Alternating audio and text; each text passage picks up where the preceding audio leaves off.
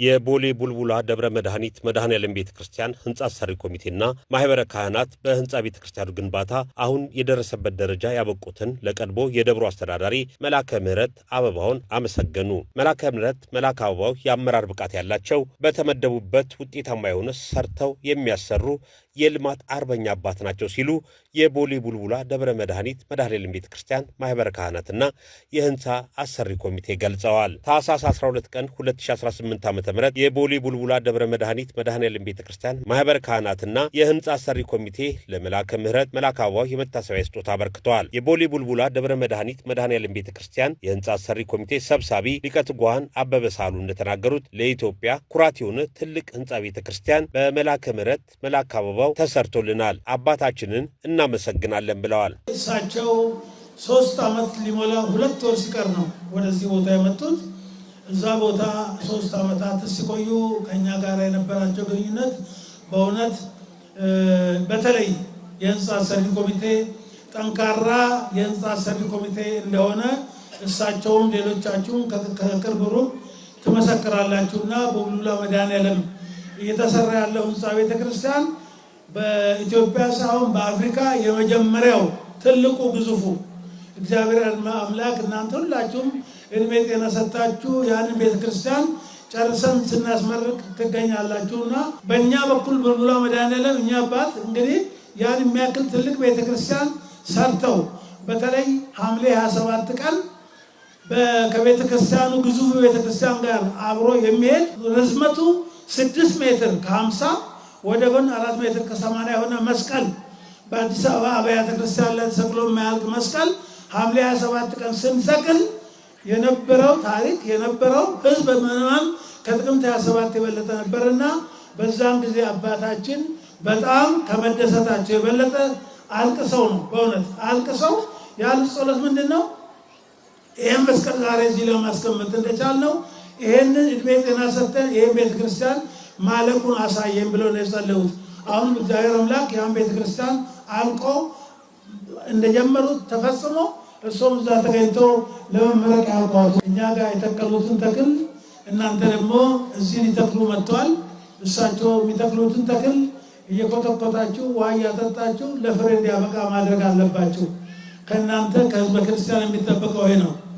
ካህናት፣ አስተዳደር፣ ሰበካ ጉባኤ፣ ሰንበት ትምህርት ቤት ህዝበ ክርስቲያኑ ከተባበረ የማይሰራ ነገር የለም። መቼም እንግዲህ ወቅቱ ጊዜ ሆነና የኢኮኖሚ ጉዳዩ ህዝቡን እያዳከመ መጣ እንጂ ቦሌ ሚካኤል እንደ ቀደምትነቱ እዚህ ቦታ ላይ መሰራት ነበረበት ህንጻ ቡልቡላ መድኃኔዓለም ላይ አሁን የተሰራው ህንጻ ነው አይነት ነበር። ምክንያቱም ቦታው ከፍታ ቦታ ነው። ከየትኛው አቅጣጫ የሚታይ ነው። ብዙ ህዝብ ምዕመናን ያለበት እዚህ ቦታ ላይ የሚያስፈልገው ትልቅ ቤተክርስቲያን ነው። ይህን ትልቅ ቤተክርስቲያን ለመስራት ቅድም እንዳልኳችሁ አባታችን የሚተክሉትን ተክል ኮትኩታችሁ ውሃ ጠጥታችሁ ለፍሬ እንዲያበቃ ካደረጋችሁ አንድ መሰረት ጥሎ ይሄዳል የሚል ከፍተኛ እምነት ስላለን እግዚአብሔር አምላክ ሐሳባችንን ያሳካልን፣ እሳቸውም ለውጤት ያውቃልን። የቦሌ ቡልቡላ ደብረ መድኃኒት መድኃኔዓለም ቤተክርስቲያን የህንጻ አሰሪ ኮሚቴ ጸሐፊ በኩረ ምዕመናን ተካሊ ነጋሽም እንደገለጹት ዛሬ ባለውለታ አባታችንን ለማክበር መጥተናል። በ3 ዓመት ውስጥ የማይሰራ ትልቅ ስራ ሰርተዋል። እርሳቸው ወደ ደብራችን ከመጡ ጊዜ ጀምሮ ቀን ከሌሊት በመስራት 26 በመቶ የሆነውን የህንጻ ቤተክርስቲያን ስራ ዛሬ ከ95 በመቶ በላይ እንዲደርስ ያደረጉ ታላቅ አባት ናቸው ብለዋል። በእውነት የመጣ ነው ጥሩ ስራ ስለተሰራልን ባለውለታ ስለሆኑልኝ በዚህ በ3 ዓመት ውስጥ የማይሰራ ስራ ስለተሰራ ነው። በእውነት ለመናገር ከሆነ ህንጻው ከ26% ወደ 90% ስትራክቸሩ እንዲደርስ ያደረጉ ታላቅ አባት ስለሆኑ ለቡልቡላ ህዝብ ባለውለታ ናቸው። ያስጨርሱልናል ብለን ጠብቀን ነበር፣ ግን ያው የቅዱስ ሲኖዶስ ውሳኔ ስለሆነ ውሳኔውን ተቀበለናል እንጂ እኛ ደስ ብሎን አይደለም። በእውነት ቢጨርሱልን ከእሳቸው ጋር ብንሆን በአጭር ጊዜ እንደምንጨርስ ስለምናምን ማለት ነው። አባታችን ጥሩ ሰርተውልናል። እግዚአብሔር ይስጥልን። በቡልቡላ ህዝብ በህንጻ አሰሪ ኮሚቴ ህዝብና በአካባቢው ህዝብ በጣም እናመሰግኖታለን። ላደረጉልን ውለታ፣ ለሰሩልን ስራ፣ ቤታችንን ሰርተውልናል፣ ቤተክርስቲያን ሰርተውልናል። እግዚአብሔር ያክብርልን። ሚካኤል አካባቢ ህዝብ ልክ እንደኛ እንደሰሩ እንዲህ እንደሚሰሩ ተስፋ አደርጋለሁ። በቅርብ ጊዜ ህንፃውን እንደሚጀምሩላቸውና ውጤታማ እንደምትሆኑ ተስፋ አደርጋለሁ።